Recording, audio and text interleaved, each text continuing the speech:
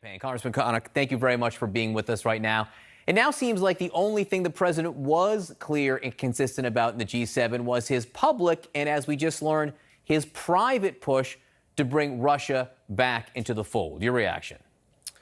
Well, the standards for this president are so low that if he just manages to finish a dinner without insulting a foreign leader, we breathe a sigh of relief. But the reality is that it's very concerning what he was advocating for Russia.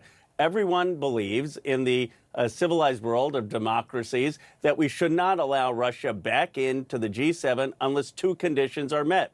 First, they need to get out of Ukraine and the annexation of Crimea. And second, they need to stop interfering not just in our election, but in elections across the world.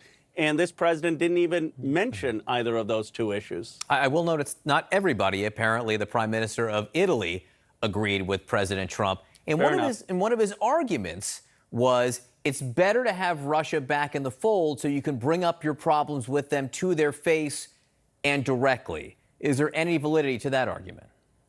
I don't think anyone believes that Russia isn't aware of their problems. We have been bringing this up for the past 6, 7 years. They need to get out of Crimea. They need to make a commitment not to interfere in our elections. If they do that, then they will be brought in the table. You know, one of the things that the president said that was so offensive is this claim that Putin outsmarted President Obama. The reality is President Obama negotiated one of the most successful arms control agreements with Russia, the New START agreement, and it's President Trump who hasn't gotten anywhere, who's withdrawing from the INF, and who's actually made the relationship much worse. He kept on bringing up President Obama, I think it was 15 or 16 times, by name. Do you think the desire to bring Russia back into the G7, making it the G8, is just to try to yet again reverse something that President Obama did?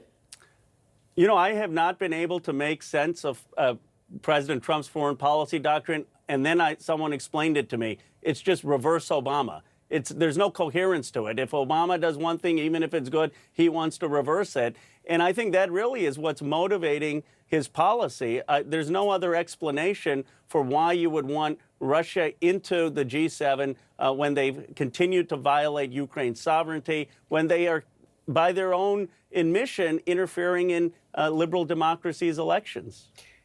President Trump said a number of things on this trip that weren't true. Some of them seem to be small lies or lies about small things, like suggesting the First Lady got to know Kim Jong-un even though they've never met. Why do you think he does this, and what impact do you think it has? I think it's the consequence of someone who's never held elective office. You know, when you're in private business, and if you're a billionaire and a real estate developer, you can probably get away with shading the truth here and there, and you've got a battalion of lawyers and people who are there to serve your ends.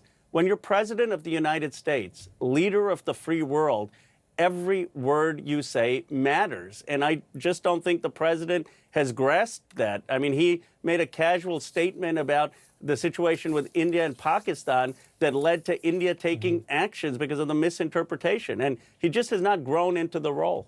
Lastly, we should note that Congress comes back from its August recess next week. And talk of impeachment, I think, back on the table. More House members have come forward saying they support an impeachment inquiry. You support an impeachment inquiry on the president. Do you think the prospect of it actually happening, though, is growing, or does it dwindle as we get deeper into the 2020 election? Well, John, I think we need to have very aggressive inquiry in the fall, and I'm confident that Chairman Nadler will do that. And then he's going to present the evidence to the House. I do think ultimately it's going to be Speaker Pelosi's call about whether to bring it for a vote in the House. But the way I see it is there is growing a sentiment in the House that something needs to be done to hold this president accountable, and that there needs to be an aggressive investigation before the end of the year. You want to place odds on whether Speaker Pelosi allows a vote on impeachment?